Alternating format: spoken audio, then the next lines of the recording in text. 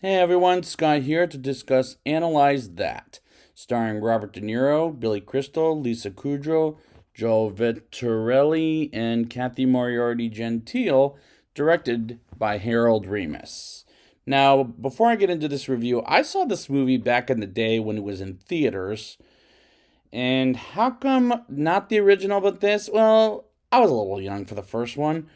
But this one, I was kind of old enough to see it, but not at the appropriate age. But let's see how I feel about it now. Let's get into it. A mob TV show called Little Caesar is the opening sequence in a clip where Caesar's friend gets shot and Paul Vitti, returned by Robert De Niro, is in prison thinking that the show is garbage and it looks like garbage for as this opening is garbage as Paul goes to sleep and someone wants Paul dead, and the opening is completely garbage. Dr. Ben Sobel's father dies as Ben, returned by Billy Crystal, is at the funeral and gets a call from Paul as Paul is scared in jail while somebody wants him dead as he begins to sing songs from West Side Story, which is rather a stupid idea for this movie as it's repeated quite a few times to the point it was annoying.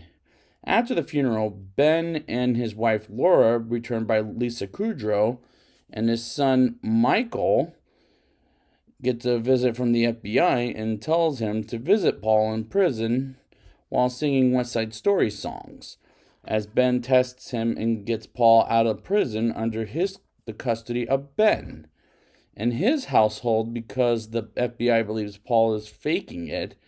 And if that's the case, they'll send Ben to prison if Paul gets into trouble. And I'm not laughing at any of these scenes as it feels pretentious.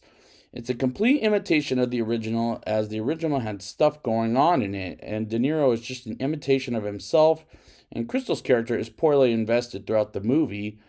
Ben is treating Paul for psychiatry, and we learn Paul always wanted to be a cowboy since age 6 or 7 because of the cowboy shows.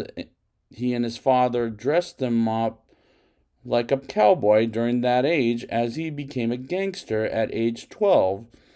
And Paul wants to get a job until Jelly, returned by Joe Vittorelli, throws a rock at Ben's window. And because I'm not laughing, I don't like these characters at all as I am bored at this point. Paul visits Patty LaPresti, played by Kathy Moriarty Gentile, to tell her he's out of the mobster business. And Kathy Moriarty Gentile, who played De Niro's wife in Raging Bull, and here she wants him dead based on how she said drop him, and it'll break her heart if he gets out of hand, while Paul is acting like an asshole to customers, from car salesperson to a host at a restaurant, and flips out a jewelry store, and Paul can't stand it as he wants to leave Ben's custody, and this script isn't funny nor smart. Paul and Laura have dinner with, or Ben and Laura would have dinner with Paul and the director of the TV show we saw earlier in the film called Little Caesar, as the director wants to hire Paul to be on the show, and he accepts as the shooting briefly occurs. And this movie is ridiculous because it's not funny and it's a real shame. We learn another mobster named Lou Rigazzi, aka The Wrench, wants Paul dead. Meanwhile, Paul takes over the set and Ben gets kidnapped by Patty's mobsters as she puts a big guy's giant hand on Ben's nuts and gives him the Stromboli, which is a bullet with his balls cut off. And Patty visits Paul on the set of Little Caesar and tells him there's a job for his gangster actors, and she brings him a few of her goons, including her assistant, aka the asshole who said, "Yeah, what?" to Paul earlier in the film. As I'm calling him, "Yeah, what?" And Lou visits Paul on the set, and Ben arrives as he shoots a scene where he's upside down. And none of this is keeping me convinced it's a good movie because it's unoriginal, in my opinion.